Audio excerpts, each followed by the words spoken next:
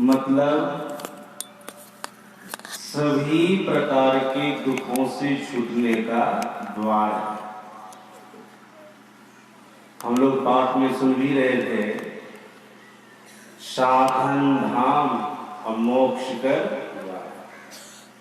मनुष्य का शरीर सभी साधनों का घर है, अर्थात सभी व्यवस्थाओं का घर है, साथ साथ इसमें मोक्ष का द्वार है।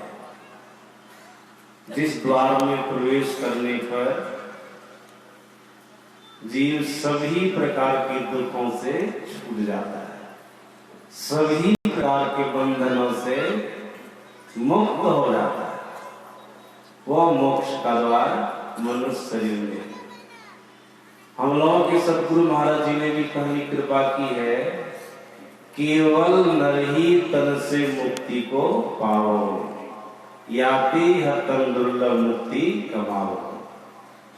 84 लाख प्रकार की योनियों में एकमात्र मनुष्य शरीर में रहकर ही कोई मोक्ष पा सकता है, मुक्ति पा सकता है, अर्थात परमात्मा को पा सकता है। मनुष्य शरीर के अलावा किसी भी शरीर में रहकर मोक्ष नहीं पाया जा सकता, क्योंकि उन शरीरों में मोक्ष का द्वार है ही नहीं। इसीलिए आप लोग सुन रहे थे, परमात्मा श्री राम कह रहे थे कि देवता लोग मनुष्य शरीर पाना चाहते हैं।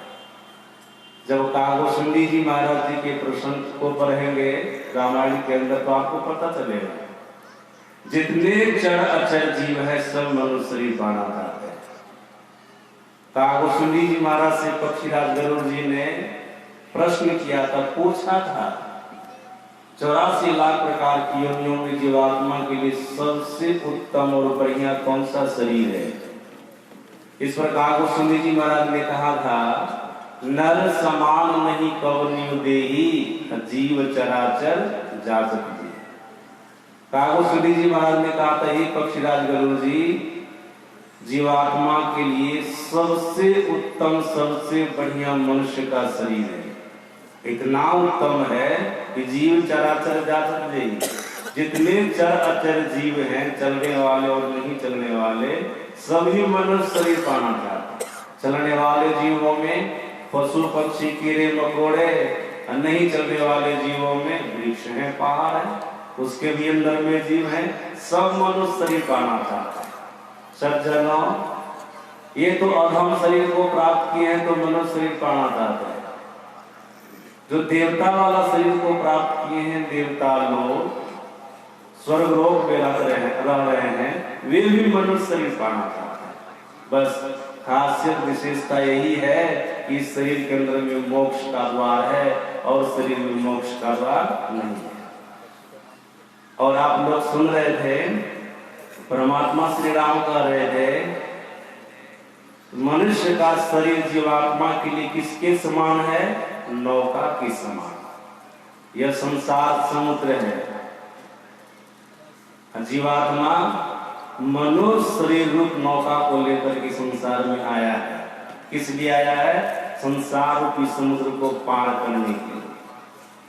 जीवात्मा 84 लाख प्रकार की योनियों में भ्रमण कर रहा था, जैसा कि पाठ में हम लोग सुन रहे थे, आकर 4,84,000 जोनि भ्रमत यह जीव विनाशी, फिरत सदा माया कर प्रेरा, काल कर्म स्वभाव गुण घेरा, कबहू करी करो नानक देही, देव कीस बिनो हेतु सने। 84 लाख प्रकार की योनियों में जीव भ्रमण कर रहा था और कारण स्नेह करने वाले परमात्मा ने जीवात्मा को मनुष्य का शरीर दिया। नर्तन भव पारिधि कहूं मेरो, सन्मुख मरुत अनुग्रह मेरो। कर्णधार सदगुरु गुरुनावा, दुर्लभ साध सुलभ कृपा। परमात्मा श्री राम कह रहे हैं, जीवात्मा के लिए मनुष्य का शरीर नौका के समान है और परमात्मा की कृपा अनुकूल वायु के समान है और सदगुरु मल्लाह के समान है। सज्जनों, जीवात्मा को मनुष्य का शरीर तो मिल ही गया, जीवात्मा के ऊपर परमात्मा की कृपा तो है ही। 84 लाख प्रकार की योनियों से छुड़ा करके मनुष्य का शरीर दिया। माता के पेट में हम आपके शरीर को परमात्मा ने बनाया। माता जी ने नहीं बनाया, परमात्मा ने बनाया। परमात्मा ने, उनकी कृपा है। संसार में आए तो उनकी बनाई हुई धरती है, उस पर आ रहे हैं। उनका बनाया हुआ जल है, उसका पान करते हैं। उनकी बनाई हुई अग्नि, उसका उपयोग हम लोग करते हैं। उनकी बनाई हुई हवा है, उनका उपयोग हम आप करते हैं। उनका बनाया हुआ आकाश है, उस आकाश में हम आप रहते हैं। ये सब तो परमात्मा की कृपा है। मनुष्य शरीर कृपा करके दिया जीवात्मा को, जो नौका के समान है, संसार के समुद्र को पार करने के लिए उनकी कृपा है। हर तरफ उनकी कृपा है। जो हवा के समान है, वायु के समान है।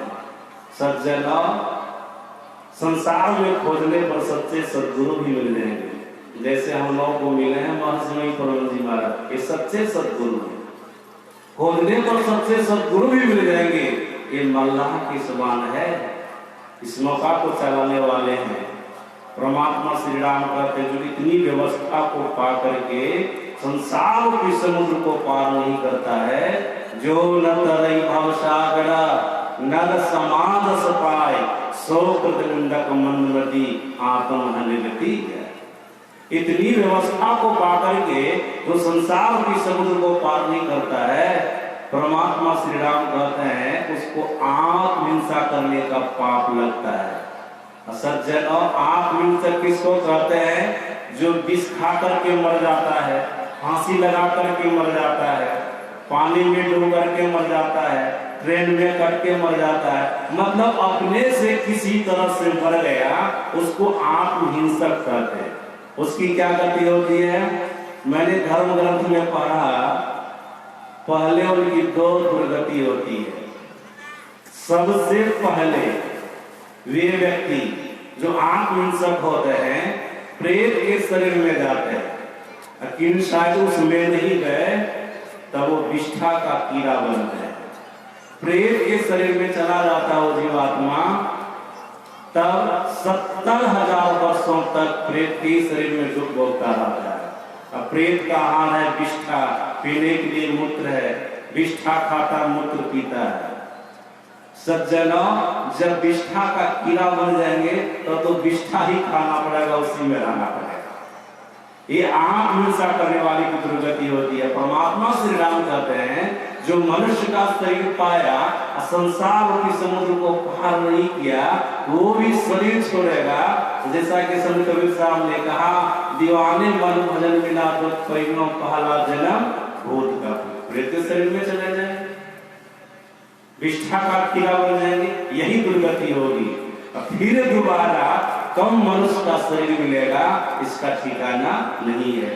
इसलिए हम आपको मनुष्य का शरीर मिला है, संसार के समुद्र को पार कर दे, मोक्ष को पाले, मुक्ति को पाले, परमात्मा को पाले, इसी में इसकी सार्थकता है। बोलिए प्रेम से। सज्जनों, अभी हमारे